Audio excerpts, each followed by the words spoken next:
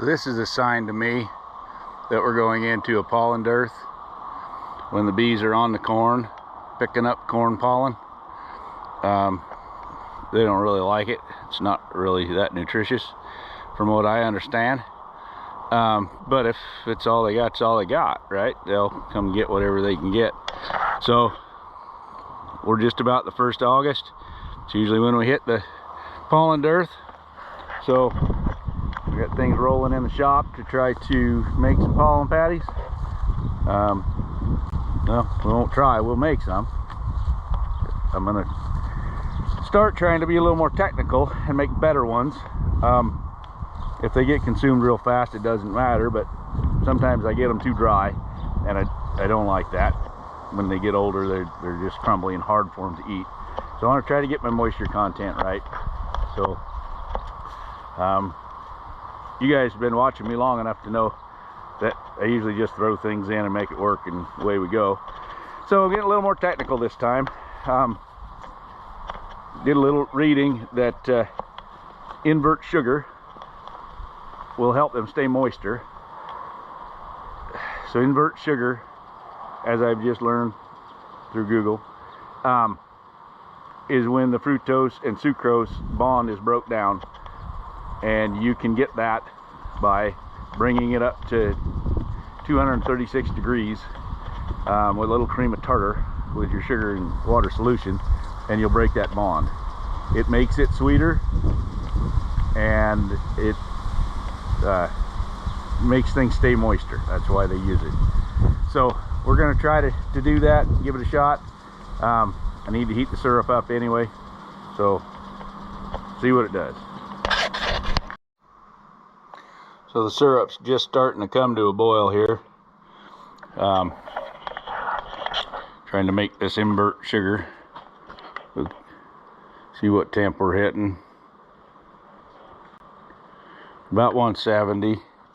We need to get it up to 226, or I think is what it said.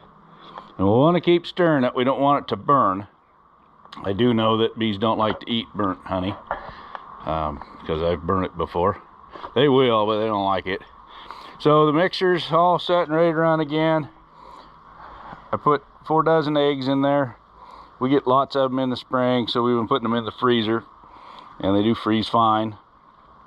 We got the rest of my ingredients out here. I'm going to try to track what I'm doing so I can start repeating this a little more often.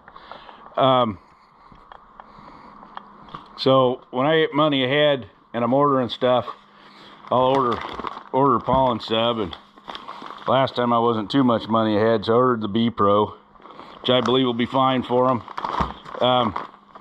This time of year, it's probably not the best on the market, but the price is right, and you know, right now they're already going and charging ahead. In the spring, I like to have a little better quality stuff, and now they just need, you know, supplement to what they can find out there. So anyway, we're just waiting for the sugar to get done, and then we'll start mixing. It always takes longer than I thought, so these things drag on and on until it gets late in the evening. But I've also come up excuse me, with another idea. I threw this box together with some leftover nuke box material, and I'm going to pack some of the pollen sub down in here and let it form a loaf, and then see if I can cut it when it's cooled and thicker and stuff it in the envelopes, the little cookie baggies that I'm using. See if that'll be easier than trying to hand feed it in them. I wished I had a good, you know, grinder, mixer, stuffer machine, like a large pasta maker or something that would auger it in and push it out a tube, and then I could just fill these things up. But I don't have that set up yet, so we'll go with this and see how it works. Well, it's now the next morning. We're back on the project. Got too late last night to get it done. I've warmed the syrup back up so it'll flow better out of the tank, and we're about to start mixing. So I'm gonna measure stuff, weigh out my pollen sub as I put it in, but the one variable I've got is my syrup, because I didn't make it from scratch. so I know exactly how much water and how much sugar's in it. You know, made a batch of basically 1-to-1 to feed out right now, and then I put that in here and threw in another 45-50 pounds of sugar. So I don't know exactly that concentration, but we're going to work with it, you know, as a liquid syrup measurement, and then we'll add the flour and oils and other things to try to get to where we can repeat a good patty, if that's what we end up with. Well, we're on the mix stage. I got some of the girls showing up to oversee it, make sure I'm getting it right. They don't seem to be in it now, but I opened the bag of pollen sub and they were all over inside of it. So I'll get some dry pollen set out for them too, so they can collect. I'll put it out by the feeder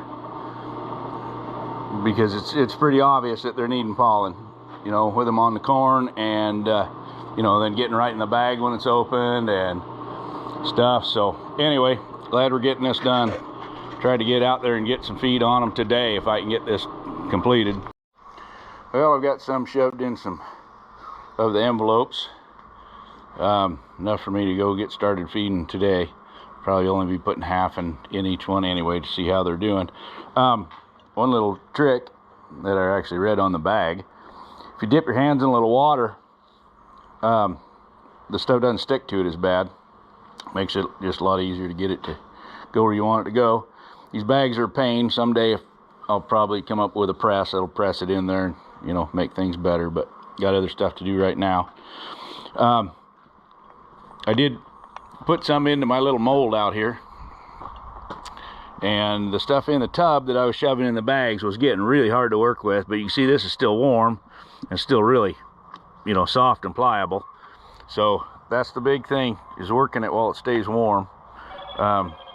Then it gets really, really stiff, which we kind of want it to, but as we don't want it runny. But anyway, we'll give this a try when it gets set up tomorrow, see if we can cut it and make patties. Hopefully it's not just a big fiasco, but you gotta try or you never know, right? So move on from there. All right, I'm gonna load the syrup tank and pollen patties and go feed some bees.